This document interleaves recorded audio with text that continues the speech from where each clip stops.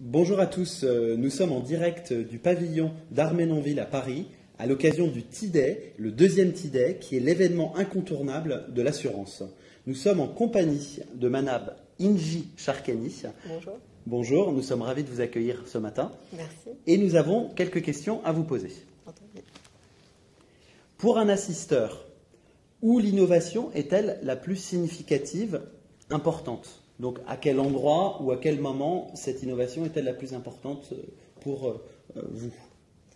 Alors il y a différents niveaux d'enjeux au niveau de l'innovation, mais si je devais n'en retenir qu'un, ce serait dans notre capacité à transformer l'expérience client. D'accord.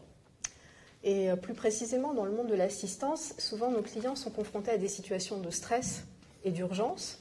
Et quand ils font appel à nous, donc ce qu'ils s'attendent, c'est une réponse immédiate à ce besoin-là. Donc ça, on le traite. Mais pour être un petit peu plus efficace, dans nos nuggets d'innovation, il faut prendre une perspective un petit peu plus globale sur le parcours client. Donc en amont, pendant et en aval. En amont, pourquoi? Parce que le meilleur risque, c'est celui finalement qu'on évite. Donc, au travers de solutions et de services, je dirais, de prévention, on arrive à l'adresser. Pendant, c'est dans la fluidité et le maillage de notre supply chain qu'on arrive à adresser cette urgence. Et en aval, dans le recueil du feedback de nos clients et de notre supply chain pour pouvoir aussi nourrir toutes ces poches d'innovation de bout en bout du parcours client. J'insiste beaucoup sur le sujet amont parce qu'on peut assister vraiment à un shift d'une réaction en urgence vers la prévention qui est clé. Et si je prends par exemple une des solutions que mes collègues d'Accès Assistance ont mis en œuvre, une solution qui s'appelle HealthLook autour de la télémédecine, on met véritablement le client en situation de doser le niveau de service qu'il souhaite adresser au travers du pilotage de sa santé, au travers du pilotage de ses constants. Donc ça, c'est un premier niveau, et pour bénéficier aussi de conseils personnalisés de médecins. Donc c'est lui qui l'effectue, et cet exercice en amont est pour moi très, très intéressant. C'est un premier niveau, mais on peut aller beaucoup plus loin. Demain, on peut aller sur des solutions, par exemple, de télémédecine prédictive, en s'appuyant sur des technologies d'intelligence artificielle qui nous permettraient d'aller plus loin, ce qui soulève d'autres questions. Bien sûr, bien sûr. Donc justement, on parlait d'innovation. Quelles sont selon vous les technologies et les innovations qui vont justement changer votre métier, le faire évoluer et peut-être vous permettre de prendre de l'avance sur la concurrence? Alors, il y en a plusieurs. D'accord. Il y en a vraiment plusieurs, mais si j'essaie de les catégoriser ou de les clusteriser, je créerai 4 rubriques en fait de technologies d'innovation. La première, c'est celles qui permettent de capter de la data, donc de l'information. Et c'est toutes les technologies autour de l'IoT, avec des services type véhicules connectés, maisons connectées, santé connectée, pour illustrer. Donc ça, c'est un premier pan. Okay. Le deuxième, ce serait les technologies qui nous permettent de transporter l'information. Donc c'est toutes les technologies autour du réseau, avec en cible notamment la 5G, qui devra apporter plus de robustesse et de stabilité dans le réseau, plus de précision, mais aussi la capacité à traiter des quantités d'informations beaucoup plus larges, donc le débit. Et là, on peut imaginer des use cases autour de la robotique, par exemple. En troisième catégorie, je verrais bien donc, toutes les technologies autour du traitement de l'information. Donc tout ce qui est par exemple prédictif, analytics, comme le machine learning, l'intelligence artificielle, pour donner un petit peu des use cases, on parlait de la télémédecine tout à l'heure. Et le dernier cluster, ce serait toutes les technologies autour de la communication. Donc par exemple les chatbots, on parlait de cette interaction vis-à-vis du client, c'est un des éléments qui permettra de l'adresser. Sachant que demain, finalement, nos clients ils vont être dans un monde hyper connecté.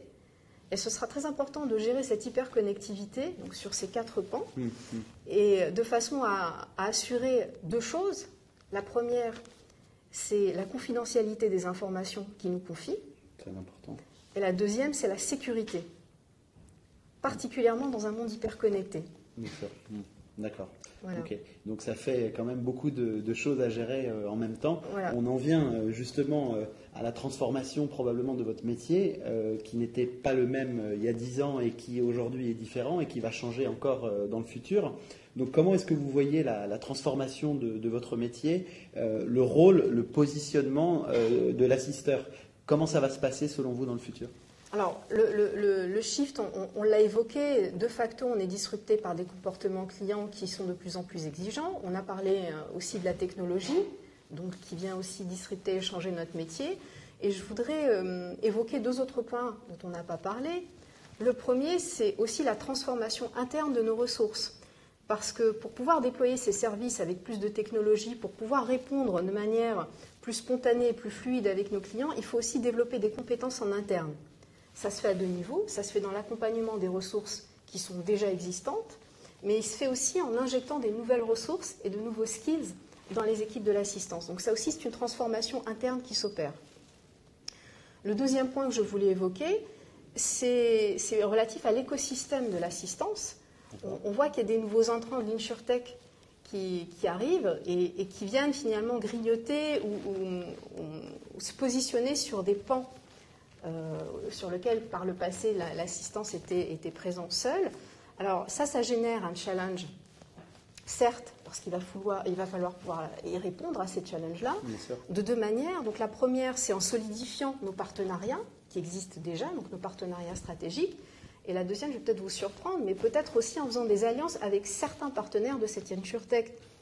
Et c'est la raison pour laquelle, d'ailleurs, AXA participe à des programmes d'open innovation, parce que certaines de ces startups peuvent nous apporter une certaine agilité et une certaine complémentarité à nos assets.